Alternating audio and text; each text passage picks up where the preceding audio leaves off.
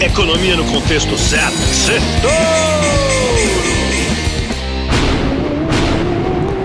Boa noite, Brasil! Bem-vindos a mais um Sextouro, o resumo da semana econômica no contexto certo. E hoje, Sextouro de Dia das Bruxas.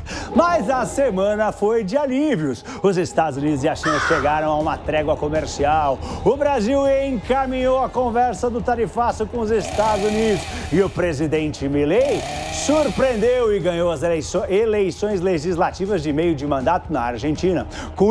Com tudo isso, o nosso Ibovespa B3 bateu 5 recordes seguidos. Eu não lembro de ter visto isso. A Bolsa do Brasil bateu recorde todo dia essa semana.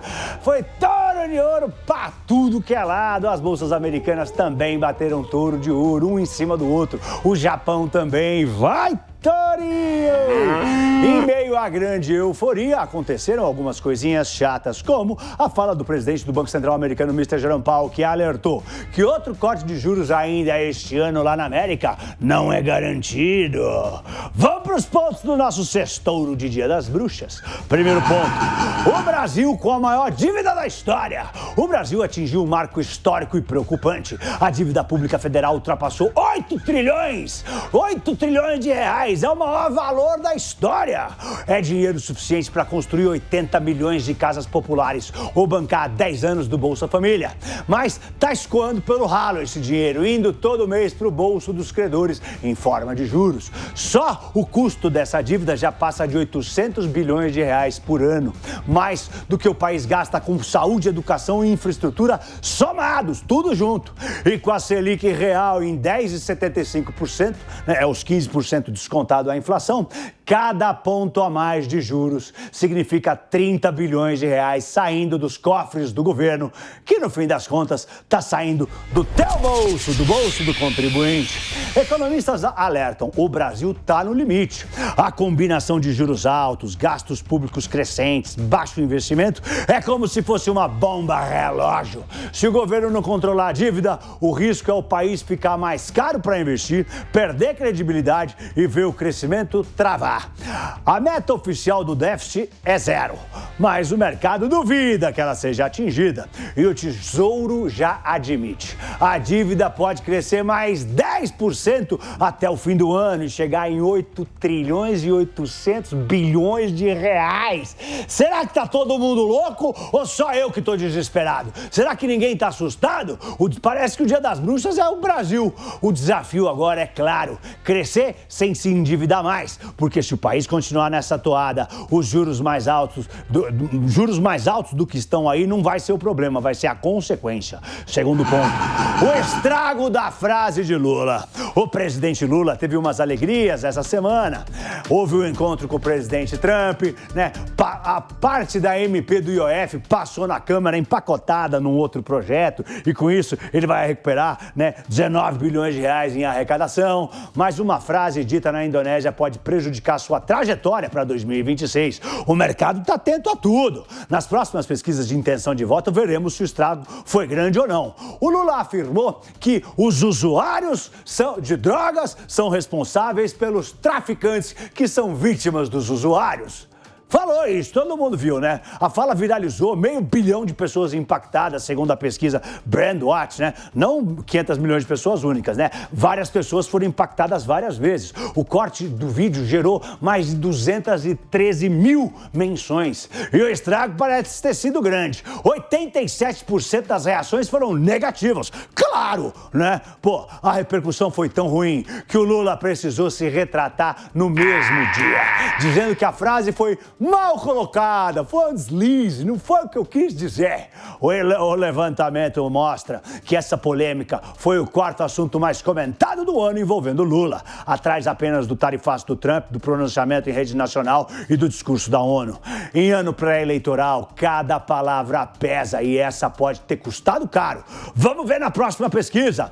Terceiro ponto, vitória de Milei faz a Bolsa Argentina disparar e o peso também valorizar demais. A Argentina vive um rally histórico nos mercados e o efeito Milei foi manchete no mundo inteiro, foi capa do Wall Street Journal, saiu na capa do Financial Times. As ações e títulos da Argentina dispararam e o dólar afundou por lá nesta semana. O índice Merval da Bolsa Argentina em dólares disparou inacreditáveis 65% só em outubro. Bancos e empresas de energia lideraram os ganhos, embalados pelo otimismo político depois da vitória esmagadora do Partido Liberdade Avança, lá do Javier Milei, nas eleições legislativas de meio de mandato no último domingo. O partido conquistou 64 das 127 cadeiras da Câmara e 13 das 24 do Senado, dobrando a sua base parlamentar e chegando perto da maioria necessária para aprovar as reformas econômicas radicais que a Argentina precisa. Agora, o Milei tem 101 deputados, né, e 19 senadores. Embora ainda precise de alianças, o seu poder cresceu e cresceu como nunca antes imaginado. O Milei tá brilhando, vai Milei! O governo já anunciou prioridade total para as reformas tributária e trabalhista focadas em simplificar impostos e flexibilizar contratações, cumprindo compromissos com o FMI e mirando o déficit zero por lá. E tem o apoio internacional. O presidente Donald Trump elogiou o Milei, dizendo que ele está fazendo um trabalho maravilhoso. O republicano, inclusive, condicionou um pacote de ajuda de até 40 bilhões de dólares à vitória de Milei. E o Tesouro americano chegou a intervir no câmbio, comprando peso para segurar a cotação antes das eleições de meio de mandato, das eleições do último domingo, porque as coisas estavam muito ruins, já que todas as pesquisas mostravam Milei perdendo. Parece que tem que checar essas pesquisas aí na Argentina. Ou seja, com a vitória de Milei, os Estados Unidos ganharam dinheiro por ter apostado na Argentina, já que o resultado do câmbio foi brutal. As ações da Argentina em Nova York subiram 40% na hora. O peso valorizou com força e o otimismo voltou ao país dos hermanos depois de muitos anos de crise. Os investidores apostam agora que o Milei vai conseguir acelerar as reformas e atrair capital estrangeiro para a Argentina. Viva a liberdade, caramba! Quarto ponto. Taxa das blusinhas não gerou empregos no Brasil. A taxa das blusinhas, que prometia proteger empregos no Brasil, teve efeito contrário.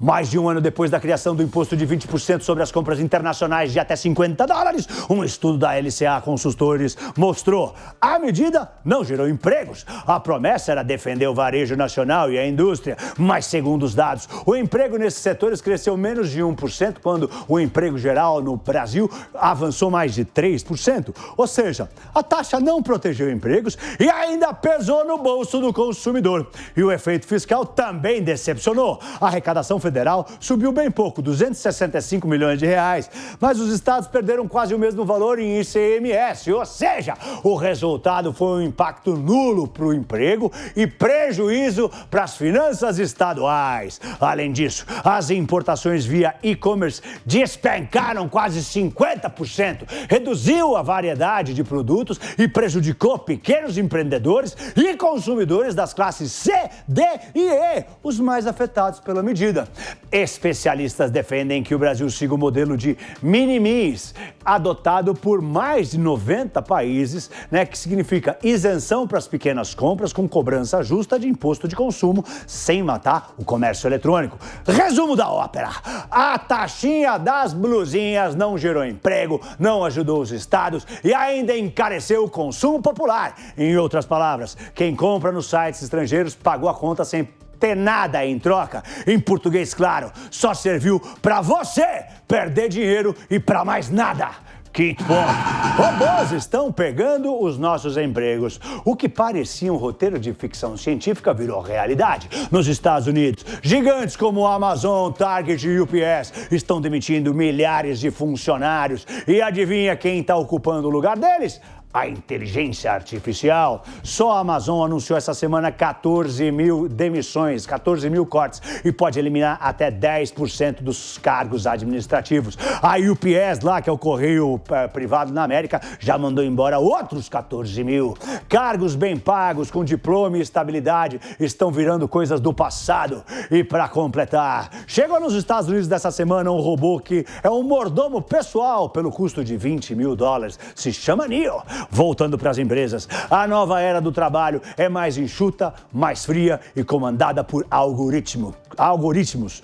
Elas estão trocando gerentes por linhas de código, as empresas, analistas por software e contadores por inteligência artificial que monitoram fraudes e fazem relatórios em segundos. Segundo o jornal Wall Street Journal, quase 2 milhões de americanos estão desempregados há mais de 7 meses. E o pior, os economistas descobriram que quanto maior o salário e o nível de estudo, maior o risco de ser substituído pela inteligência artificial. Enquanto isso, vagas em áreas manuais como construção e hotelaria estão bombando. Estamos diante da maior revolução do mercado de trabalho desde a Revolução Industrial lá de 1700.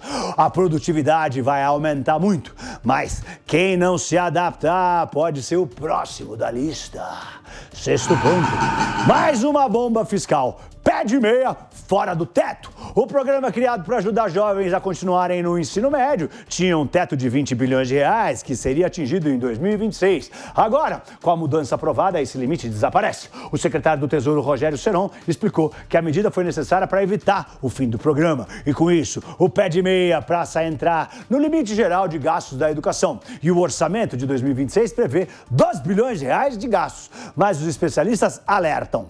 Mesmo programas sociais importantes precisam de freio fiscal. Sem limite, o risco é aumentar a pressão sobre a inflação, o inimigo número 1 do bolso dos brasileiros, principalmente dos mais pobres. E para a semana que vem, vai ter decisão do Copom, decisão de juros aqui no Brasil. Vão sair vários PMIs porque é virada de mês. Vão mostrar como as economias andaram nos diversos cantos do planeta. Vai mudar os horários das bolsas americanas e do Brasil. Eu sou Paulo. Boa noite da Dia das Bruxas e um lindo fim de semana em família. Vai, Torinho! Vai, Torinho!